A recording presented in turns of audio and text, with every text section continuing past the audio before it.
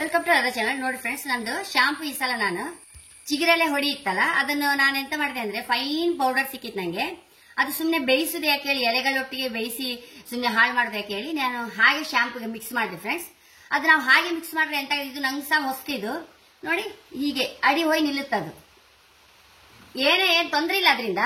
ನಾವು ಮಾತ್ರ ಸ್ನಾನ ಮಾಡುವಾಗ ತಲೆಗೆ ಮೀವಾಗ ಕೊಡಿ ಹೀಗೆ ಹೀಗೆ ಮಿಕ್ಸ್ ಮಾಡ್ಬೇಕು ನೋಡಿ ಫ್ರೆಂಡ್ಸ್. ಹೀಗೆ ಫುಲ್ ಹೀಗೆ ನೋಡಿ, ಹೀಗೆ ಮಿಕ್ಸ್ ಮಾಡ್ಕೊಂಡು ಫುಲ್ ಹಾಕೊಳ್ಬೇಕು. ಒಂದೋ ಹಾಗೆ ಮಾಡ್ಬೇಕು. ಇಲ್ಲ ಅಂದ್ರೆ ಇನ್ನೊಂದ್ಸಲ ನೆಕ್ಸ್ಟ್ ನಾನು ಶಾಂಪು ಮಾಡುವಾಗ ಕೊದಿಯುವಾಗಲೇ ಹಾಕಿ ಬಿಡುತ್ತೆ. ಆವಾಗ ನಿಮ್ಗೆ ಹೀಗೆ ಎರಡು ಬರುದೇ ಇಲ್ಲ, ಬೇಯಿಸಿ ಬಿಟ್ರೆ ಬರುದಿಲ್ಲ.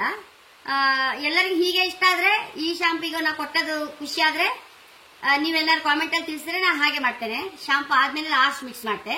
ನಾವು ಸುರಿಯ ಕೊಸಿ ಬಿಟ್ರೆ ಹೀಗೆ ಎರಡೆರಡು ಪಾರ್ಟ್ ಬರುದೇ ಇಲ್ಲ.